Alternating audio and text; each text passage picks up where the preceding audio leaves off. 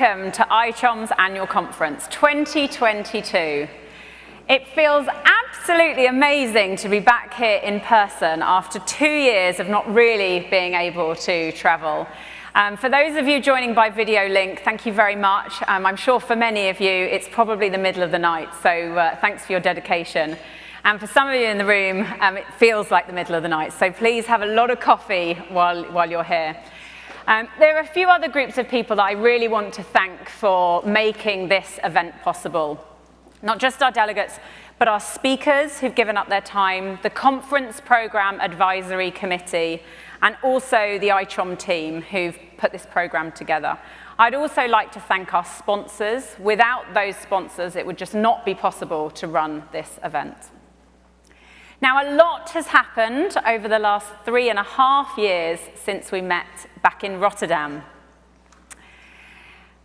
I know that everyone, feels the frustration of the pandemic. It was truly devastating for everybody, and the delivery of healthcare was tested to the absolute limit. And for many of us, our value-based healthcare plans were seriously hindered.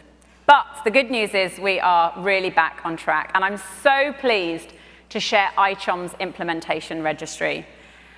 You can see more than 700 cases of successful implementation of ICHOM sets of patient-centered outcome measures across 42 different countries.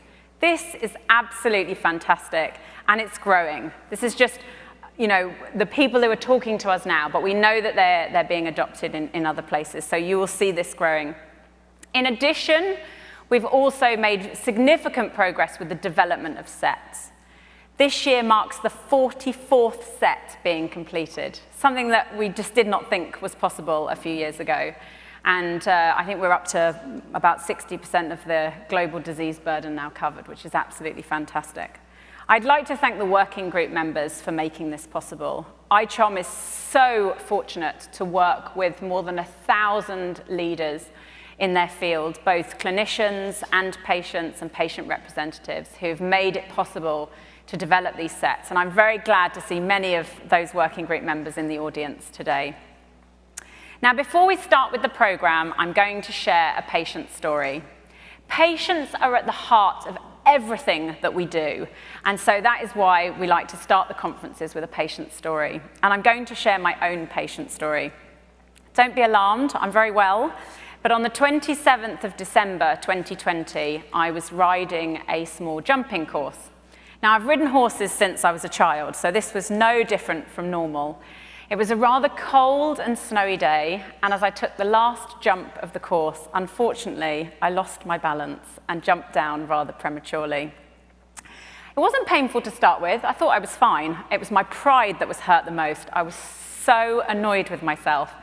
But as I regained my composure and went to jump back onto the horse, I couldn't walk. I couldn't put any weight through my right foot.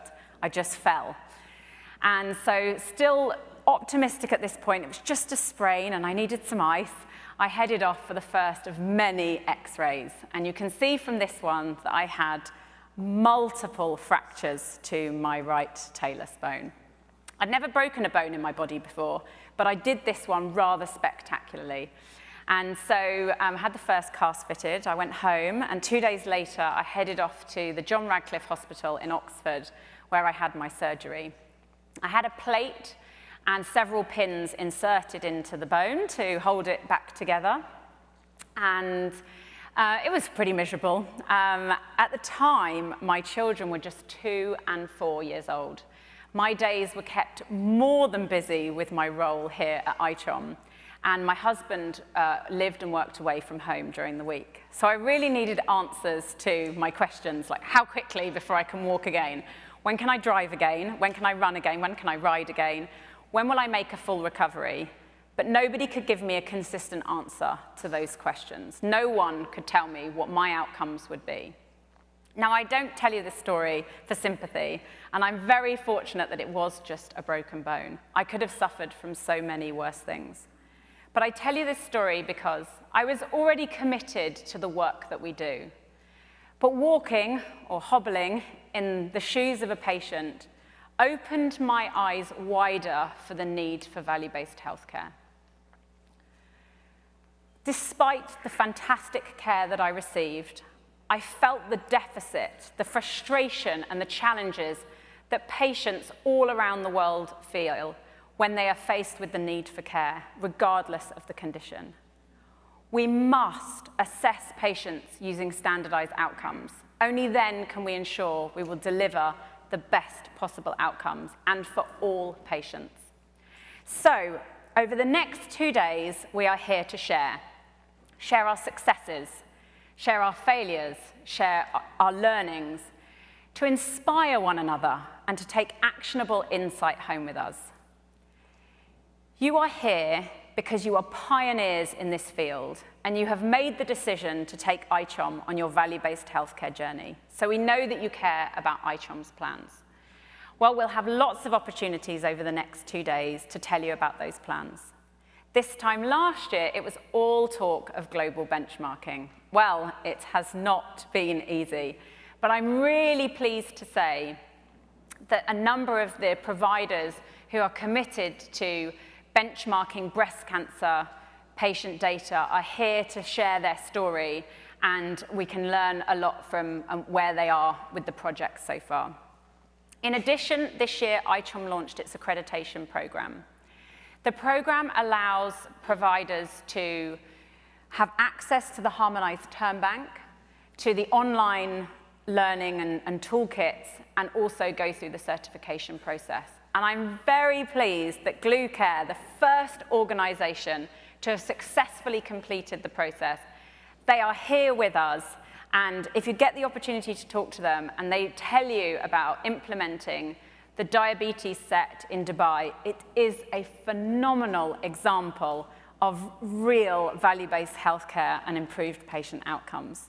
So I'm really, really pleased that they're with us. So in addition to learning from a very packed agenda, I'm sorry, there's always too much content to go in, but there is so much content. In addition to that, I would really encourage you to spend time networking with everybody else in the room, your peers, the speakers, the ICHOM team, both past and present. I have been so fortunate to build and lead a truly wonderful team, and I'd like to draw your attention to that team now.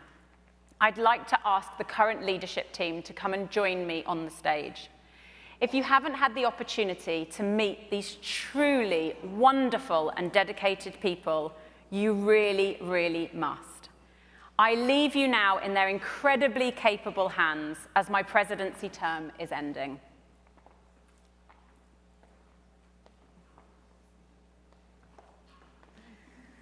I now join a phenomenal alumni network for ICHOM, many of whom are here with us today. I will shortly welcome to the stage Dr. Jens Dierberg, founding president of ICHOM, Caleb Stoll, and Peter DeBay. They will tell you all about what it was like to launch ICHOM here in Boston 10 years ago. I am so grateful for the wonderful opportunity that I've had to lead this organization. ICHOM is truly amazing, and as I look out to this audience, I know that there is so much success, and I'm so excited for everything that ICHOM will continue to do.